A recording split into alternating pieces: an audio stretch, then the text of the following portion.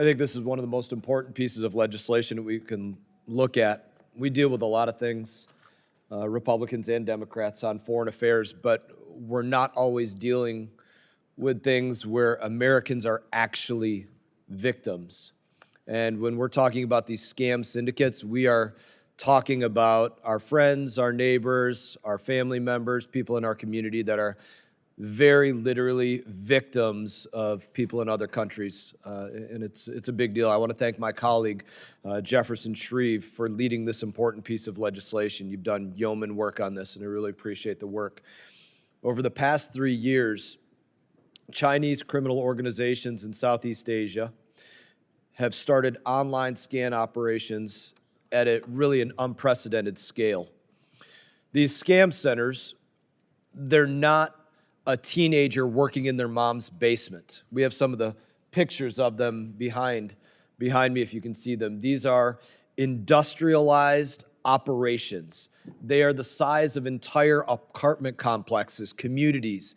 There are hundreds of them, not just one or two of them that operate around the world to go and take advantage of people. They're compounds. They've sprung up across Southeast Asia, in Burma, in Cambodia, in Laos in particular. They're massive. They're, like I said, they often contain thousands of scammers working 24 hours a day. These images behind me, they're two large scam centers in Cambodia and Burma. Many people think that, when they hear about these phone scams, like I said, it's just, a one-off or a couple people that are part of a small operation. These are massive, massive operations, often getting their energy and their support from the governments of the countries that they are operating in. They are supported by governments. The reality is these scams, these criminal conducts, these organizations, they are incredibly sophisticated. And by posing as love interests or business associates, they persuade unsuspecting people to deposit their cryptocurrency into fake investment platforms or find other mechanisms to otherwise steal their savings.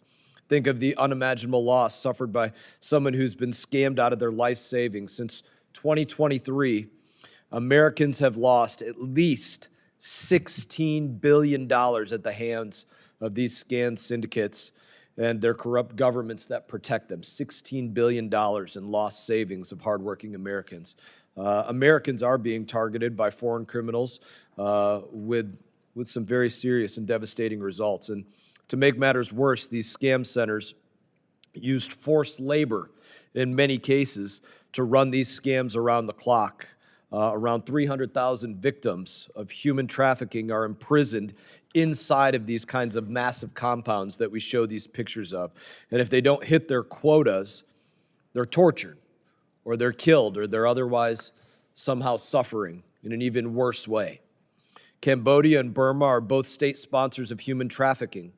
Government officials in both countries are complicit in this crisis, have already been sanctioned by the United States under both Democrat and Republican administrations. The U.S. government has taken many other strong actions already against these scam centers this year, but there has to be more that's done. This bill crucially codifies an interagency task force and strategy to address this urgent national security threat. And once again, I want to thank my colleague, Jefferson Shreve, for leading this effort, and I strongly support it.